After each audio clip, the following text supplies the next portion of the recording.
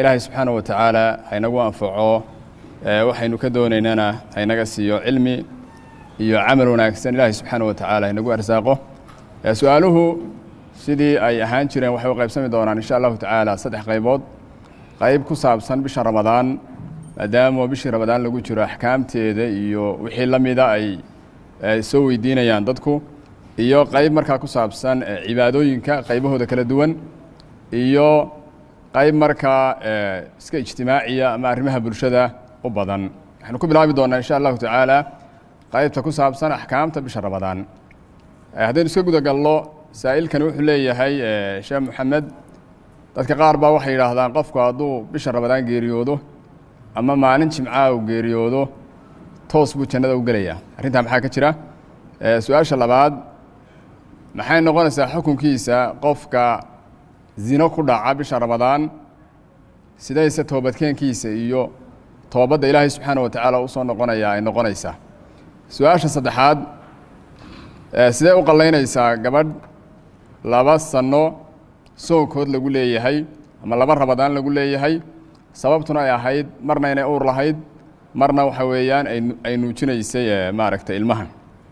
su'aasha afraad qofku haduu biyo cabo biyo waxa ku luqluqdo oo ka shakiyo biyahaasi inay ku tageen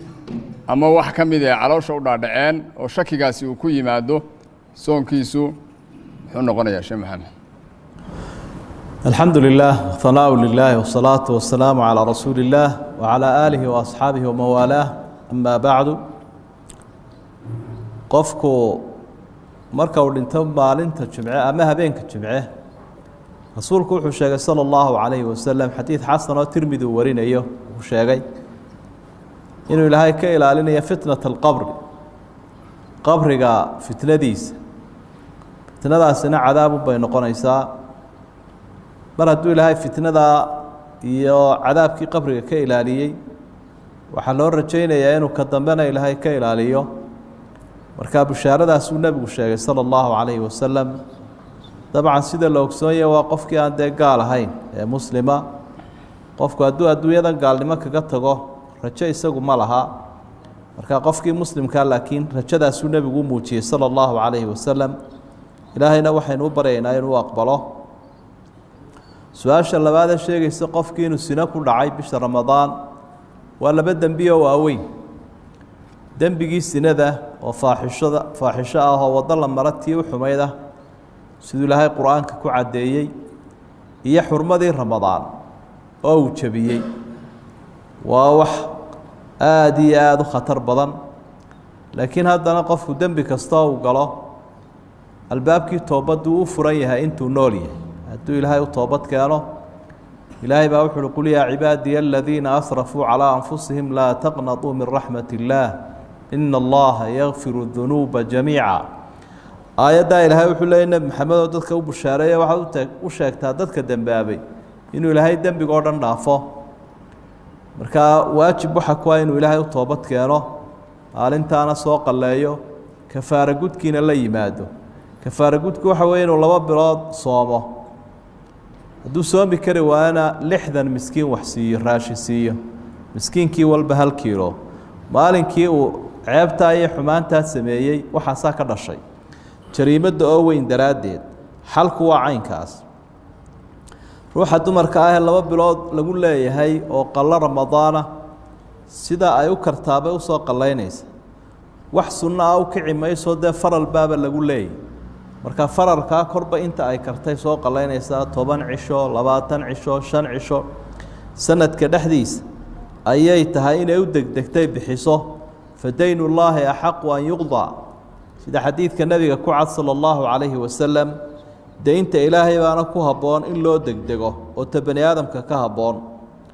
su'aasha kale ee sheegaysa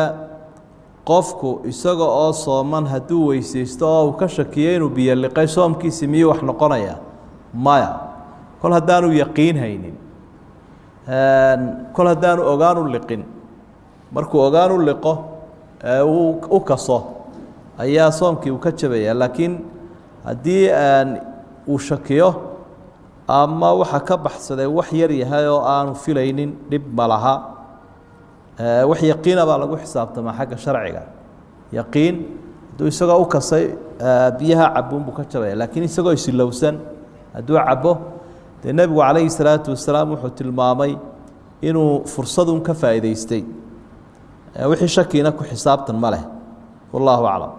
jazaak allahu khayr sheekh maxamed ilaahay subxaana wa tacaala ha ku barakeeyo su-aalaha qaybta ku saabsan soonka saddexa su-aalada ugu dambeeya wuxuu leeyahy saa-ilka soo qoray ruuxa dumarka ee da-da ah ee weliba caqligeedii tegey miyaa lagu leeyahay fidye inay bixiso halkii ay ka soomi lahayd maadaama caqligeedii aanu shaqaynaynin su-aasha labaad dumarka qaar ba waxay isticmaalaan kiniin ay maaragtay isaga ilaalinayaan dhiigga xaydka si ay jaaniskii soonka u helaan oo ay u soomi karaan arrintaa iyadana xukunkeeda sharcigii muxuu yahay su-aasha ugu dambeysa qaybta su-aalaha soonka ku saabsan wuxuu leeyahy saa-ilka soo qoray waxaan ka shaqeeyaa wadannada gaaladan jooga ee dibadaha waxaan ka shaqeeyaa meel khamriga lagu iibiyo deetna khamriga iyo hilibka doofaarkaanu u qaybinaa dadka guryahooda aan ugu geynaa waana soomanahay marka soonkaygii muxuu noqonayaa se waxaba ka horeeya in laga shaqeeyo diinta islaamku maxay ka qabtaa sheekh maxamed su-aasha waxaa ku jira qofkani waa qof waayeelah oo asaasaqay ama caqligiisu aanu joogin maxaa xukunkiisu noqonayaa kol haddii qofkani aanu miyir qabin oonu waxba kala garanayn soomkii u ka dhacaya shuruudaha soomka aynu soo sheegnay waxaa ku jiray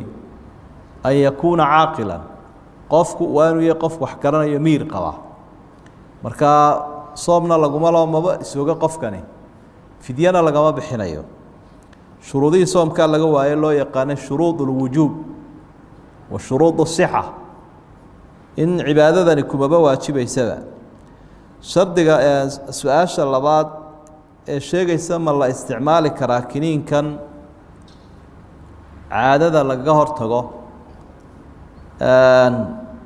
iyadoo ruuxa dumarii doonaysa inay bishii ramadaan aanay ka kala goyn oonay hadhow soo qallaynine ay dhammaystirato way isticmaali kartaa si ay xajkii u gudato ama soomkii u gudato laakiin waxaa fiican inay iska dayso inay iska daysaabaa fiicanoo dee wax ilaahay ku kalifay ma aha fursadna waxay u haysataa inay iska cunto oo ay soo qallayso laakiin hadday cunto dee qofkii wuxuu noqonayaa qof aan dhiig lahayn oo daahir ah soomkiisii markaa wuu ansaxayaa inay iska daysuunbaa fiican baynu su-aasha saddexaad ee iyaduna odhanaysa qofkii ka shaqaynaya doofaarkaa iyo bahalkaa khamriga ee la dhigdhigaya xaafadaha gaalada loo geynayo soomkiisii ma ansaxayaa soomkiisu wuu ansaxayaa xaaraantaa uu ka shaqaynayana inu iskaga tagaabaa waajiba waa laba arrimood oo kala madax bannaan faralkan inaad la timaado iyo xaaraanta inaad ka tagto xaaraantaa qofku inaanu ka shaqaynin uu ka tagaabaa waajiba soomkiisina sidiisu ansaxayaao cibaado uu ku leeyahay weeye ilaahay baa ku lahaa subxaana wa tacala markaa mar hadduu cibaadadii gudanayo soomka ahayd iyo salaaddii way ka ansaxayaan inkastoo qofku markuu xaaraan ku howlan yahu cibaado gudanayo ajrigeedii yaraanayo oo mukhaalafo sharciya sharcigiibu dee khilaafaya ajrigiisi wuu yaraanayaa laakiin cibaadadu way ansaxaysa wallaahu aclam jasaaka allahu khayr ilaahay subxaana wa tacaala sheekhaa barakeeyo miisaanka xasanaadka u saaro cilmigana ilaahay subxaana wa tacala ha barakeeyo waxaynu gudagelaynaa su-aalihii ku saabsanaa cibaadooyinka kale salaada iyo wixii la mid iyo weysada iyo dahaarada wuxuu leeyahy saa-ilka soo qoray waxay dhaafay 2 sano salaadood yani 2 sano ayaanan tukan anigoo qaangaadha salaadaas sidaan usoo qadayn karaa haddaan israa soo qallee mise qalle ma laygu leeyahay su-aasha labaad wuxuu leeyahay saa-ilka soo qoray ma lagu tukan karaa kabaha qofku isagoo kabihiisa xidhan salaad ma tukan karaa su-aasha saddexaad in la masaxo shirabaadada qofku markuu weysaysanaya halkuu lugaha ka meedhi lahaa inuu shirabaadada masaxo xukunkeedu maxay tahay hadduuse masax isiraa qaab nooceeya ayuu u masaxayaa su-aasha afraad waxaa jira had iyo jeer dad qaybiya sadaqo ama iftaar ha noqoto ama waxa weye sadaqooyin kale ha noqoto iyo mucaawanooyin sawiray had iyo jeer qaadaan sawiradaas in qofkii isagoo sadaqa bixinaya sawirna uu qaado arrintaas sheekh xukunkeedu muxuu yahay falyatafadal sheekh maxamed qofka haddii salaadi ay ka tagto sida jumhuurulculamaa ay qabaan ee culimmada islaamku u badan yihiin waxa weye qallaha in lagu leeyahy marka halku qofkani salaado sunnah ka tukan lahaa waa in faralkii uu soo qaleeyo isagoo tirsanaya intii ka tagtay deyn ilaahay uu ku leeyahay qallaha salaadu wuxuu la mid yahay kii soomka kii xajka ka qofku sidoo soo qalayn karo soo qalaynaya halkii sunnah uu ka tukan lahaa salaadahan badan ee faralkee lagu leeyahay ayuu tukanayaa waa deyn saaran weey ka inta sana lagu leeyahay uu salaadahoodii qaybaya salaad walba mid buu raacinaya ama laba raacinaya sidaas ayuu ku soo dhameystirayaa qof su'aasha labaad ama lagu tukan karayaa kabaha waa lagu tukan karayaa kabaha oo dharku bay kamid marka dharku haduu nijaas leeyahay kabuhuna nijaas leeyin laguma tukado laakiin dharku haduu daahir yahay kabuhuna daahir yihiin waa lagu tukadaa nabiguna sallallahu alayhi wasallam xadiis waxa uu ku leeyahay saxiixa markuu midkiin yimaado masaajidka kabaha ha eego intuu rogo ha eego haday wasakh leeyin ha ka nadiifiyo hadii kalena ha iskaga tukado waana la og yahay de masaajidadu bariga ciid baahano may guglanayn iyo quruurux baahan kabaha waa lagu tukan kari jiray marka xadiidkaas wuxuu fasaxaya in kabaha lagu tukan karo dharka ay kamid yihiin laakiin markuu masjidkeenu yahay sida kan goglan nabiguna uu nafaraynayn udgoonayno aynu nadiifino kabaha waynu ka bixinaynaa sababta loo bixinayaa ma aha in lagu tukan karayn laakiin nadaafada masaajidka ayaa la ilaalinaya oo nadaafadiina xadiidkii waa ku soo arooray kabaha in lagu tukan karana uu ku soo arooray marka waxa la qaalib yeelayaa in kabihi la iska bixiyo taa jawaabteeduna waa caynkaas su'aasha saddexaad ee masaxaada sharabaadada waa la masaxi karaa waxaanay la mid yihiin bay leeyihiin culimadu khufkii maqaarka ahaa ama haragga ahaa ee berigii hore la gashan jiray kabaha ka hooseyn jiray sharabaadada beriga hore maqaar bay ahaayeen ama harag bay ahaayeen yaro khafiifa dushooda la masixi jiray marka sharabaadaduna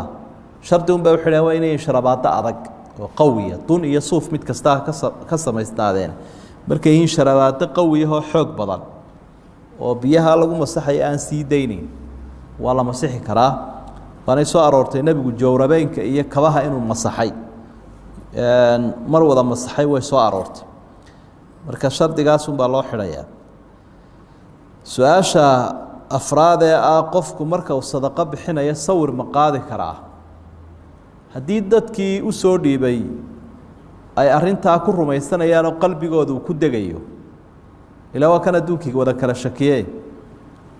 oo uu ku qancinayo dadkii sadaqada u soo dhiibo warbixin iyo jawaab ay tahay dhib male laakiin asalku waxa weeyaan sadaqada fuqarada iyo masaakiinta la siinayo in la qariyo tamashaariicda caamka lagu bixinayo ee dadka lagu dhiiri gelinayo in qof la siinayna in la muujiyo asala oo dhiiri gelin baa iyada ku jirta ilaahay baa labadaba xusayn tubdu sadaqaati fa ni'ma hi wa in tukhfuha wa tutuha alfuqara fa huwa khayrun lakum sadaqada hadii bixisaan oo muujisaan nicma ilaahay macna way wanaagsantay hadaa qarisaan oo fuqarada siisaan markii qarinta waxa la raaciyay fuqaradii baa la raaciyay way khayr badanto ta kala way ka sii khayr badanto way qofka miskiinka wuxuu jecel yahay loo qariyo laakiin wixii danaguuda wadooyin mashaariic masaajida madaaris la dhisayo galad sheegashaan iyaga ku jirin iyo cid loogu galad sheegto hadii la muujiyo waa la isku dhiiri gelinaya marka waxaan leenahay waxa la muujin karaa hadii qofkii lagu qancinayo oo la leeyahay wakaas sadaqadii ehelkeedii way gaadhay tasjiilkii ama muuqaalkiina wakaa xaaladaas oo kala dib balaha in la duubo والله أعلم جزاك الله خير وبارك الله فيك waxaynu galeynaa insha Allah taala qaybta ugu dambaysa oo su'aalaha ku saabsan arrimaha bulshada wuxuu leeyahay qofka soo qoray oo u muuqda inuu yahay qof dumar waxana istaabay tir agoon yar agoontii mid kamid ayaa waxaan u dhiibay bay tiro iga qaaday islaan weedaa ilmaha yar iga qaaday mas'uuliyadiisa iyadu ma xambaari kartaa oo ilmahaas hadduu dayacmo iyo hadday duruufi soo gaadho iyadaa lagala xisaabtamaya maadaama iyadu ay maaragtay hayso idin ay u tahay mise anu xilkeedu u saaran yahay su-aasha labaad wuxuu leeyahay saa'ilka soo qoray su-aal waliba waxaan filayaa waqtigan aynu joogno aad loogu baahan yahay wuxuu leeyahay saa'ilka soo qoray waqtiga fasaxa haddaanu nahay waalidka miyaana lagu leeyahay bishii inaanu bixinno daraasada iskuullada iyo madaarista iyo jaamacadaha wixii la mid bilaha fasaxa miyaana lagu leeyahay miyaana laga rabaa inaanu bixinno su-aasha saddexaad furiinku ma dhacayaa waktiga gabadhu ay caadada leedahay su-aasha ugu dambaysa muxuu yahay xukunka qofku inuu la tacaamulo gabadhii u doonanayd maalan gabadh baa u doonan weli looma meherin gabadhaas xaasnimo moola maaragtay tacaamuli karaa wuxuu intaas sii raaciyey saa'ilka soo qoray maxaa farqiga u dhexeeya muxuu yahay gabadha waanu ku siinay iyo waanu kuu meherinay ma isku miduunba mise farqi baa u dhexeeya falyatafadal sheekh maxamed caruurtu markay agoon yihiin waxaa mas-uul ka noqonaya awoogood aabbo qoftee wax maamuli karo miyir qaba hadduu yihi haddii wasi uu jirana wasigaa maamulaya dhaqaalahooda wasigu waxa weeye qofkii aabbahood baa qof u dardaarmay oo wuxuu ihi hebelow carruurta adaa ka mas-uula oo dhaqaalahooda u haynaya haddii labadaa aanu midna jirinna maxkamadda degmada hadday tahay mid si fiican wax u maamulaysa taasaa dhaqaalahooda u haynaysa oo maamulaysa haddii taasi aanay jirinna hooyadood walaalkood adeerkood ciddii markaa ugu dhowa ka naxaysa ee waxooda u barbaarinaysa ayaa u dhaqaalaynaysa xoolahooda weliba hooyadu haddii ay tahay qof rashiidadahoo macnaha maamulkeedu fiican yahay oo carruurtii aan dayacaynin iyadaa ugu naxariis badan oo wixii loogu dhiibayaa sida in badanoo culimada ka mida ay qabaan markaa mar walba waxaa lagu xisaabtamayaa danta agoonku halkay ku jirtaa haddii eddadooda ay hooyadooda uga fiicanta iyadaa loo dhiibaya oo wixii ay u korinayso ee u kabcinayso ee ugu shaqaynayso haddii hooyadoo dadka ay ugu dhowdahay oo iyadu ay wixii u dhaqaalaynaysa iyadaa loo dhiibaya marka tartiibtaasaa loo eegi doonaa agoonta xoolahooda waana in aada la ysaga ilaaliyaa oo aan la dayicin xoolihii agoonta laguna xadgudbin siduu qur-aanka iyo xadiidkuba aada uga warramayo oo looga dardaarmay su-aasha labaad ee ah mucalimiintu muddadan dee fasaxa ama lagu jiro ama duruuftan cudurkan laga baqayaaba ay timid ee lasii kala fasaxay dugsiyadii iyo goobihii waxbarashada waalidka miyay ku leeyihin ama mushaharkoodii miyay leeyihin waxaa horta mudan in la ogaado heshiiskan lagu jiree la galay muxuu yihi mucalimiinta iyo waalidku ay galeen heshiiskaas waa iijaar waa ujra waa caqdulujra aw ilijaar macnaha waxbaa la kala kiraystay waalidku mucalimiintan uu kiraystay isagiina lacag baa lagu yeeshay marka caqdiga ijaaraduna wax buriye haddii aanu ka imanin qofkii la shaqo geliyey oo isagu uu diyaar yahay sharci ahaan waxa weeye inu xaqiisii leeyahy wastaad baad soo kaxaysatay ama nijaar halkan ii dhis baa tidhi markaa wuu soo diyaar garoobay qalabkiisiina uu soo qaatay waxbaa xaggiisa kama xanibnaa laakiin adigiiba ama dowladdii hoose ku qabsatay ama duruufo kalea kugu yimi oo waxbaa ku xanibay de isagu wuu leeyahy galabtii markaa waktigii la gaadho mushaharkiisii wuu leeyahy marka mucalimiintana waxaa la gudban inay dadaalaan oo wixii ama internet ay ugu dhigi karaan ama video ay ugu dhigi karaan caruurta inay u dhigaan oo ay gaadhsiiyaan aqoontii xasba alistidaaca intay kari karayaan waalidkuna maadaam dee mucallinkii isaga inuu sugayo oo isagu xaggiisa uu diyaar ka yahay iyagana waa lagu leeyahay mushqaadii labadoodabana waxaa la gudban inay ogaadaan duruuf qaahiri inay jirto arrin ka awood badan labada dhinacba oo musiibo caami inay timid markaa midibo ka kale inuu la saayiro oo mucalimiintuna waalidka laftiisa kii wax heli kari waaya ama duruuftaniba isaga ay saamayso ee shaqalaani ay ku dhacda inay ka warhayaan ay la socdaan waalidkuna inuu mucalimiinta isaga u xaniban yihiin oo duruufi ay heshay inay ogaadaan oo arrintaa sidaa guud looga wada socdo laakiin xaqoodii way leeyihin su-aasha iyaduna odhanaysa ruuxa dumarka oo caado leh ma furmaysaa haa way furmaysaa waxaa u daliila xadiidka saxiixa sheegaya cabdilaahi bnu cumar inuu xaaskiisii furay iyadoo caado leh cumar bnu khadaab baa nebiga u sheegay markaa nebigu wuxuu ihi u sheego ha soo ceshado buu ihi goordho markay daahir noqoto dee hadduu doonayo markaa ama haysta ama ha iska furee laakiin iminka murhu falyuraajichaa amar si ha soo ceshado marka culimadu waxay leeyihiin ha soo ceshado waxa laga fahmay inay furantay marka horeba marka saasay culimaduna u badan yihiin su-aashan kale ah nin baa ruuxii dumarka ahayd ee uu la haasaawayey ama guurka kala sheekaysanayey ayuu xumaan ku sameeyey iyo sino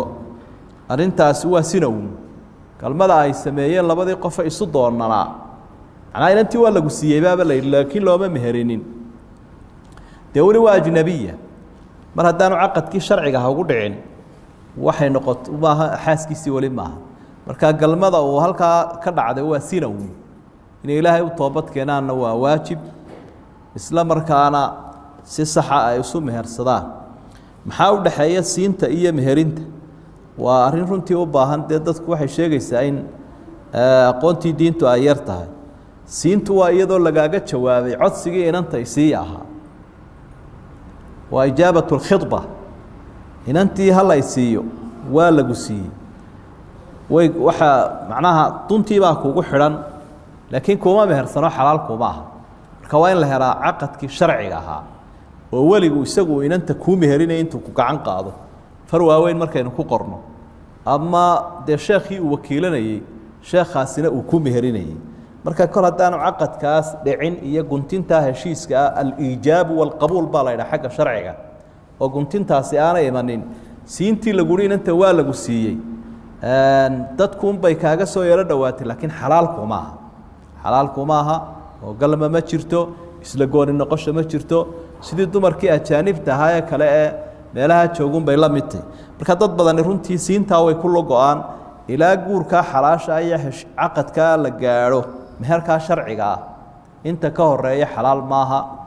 galmada iyo mucaamaladu wallahu aclam baarak allahu fiik wajasaaka allahu khayr ilaahay subxaana wa tacaala sheekha ha ka abaaliyo miisaanka xasanaadkana hagu daro innagana ilaahay subxaana wa tacala inagu anfaco waa darsigeennii su-aalaha iyo fadiilata sheekh maxamed sheekh cumar dirir insha allahu tacaala intaynu darsigan mid la mid a isugu iman doono waa annagu idinkaga tegaynaa assalaamu calaykum waraxmat ullaahi wabarakaatu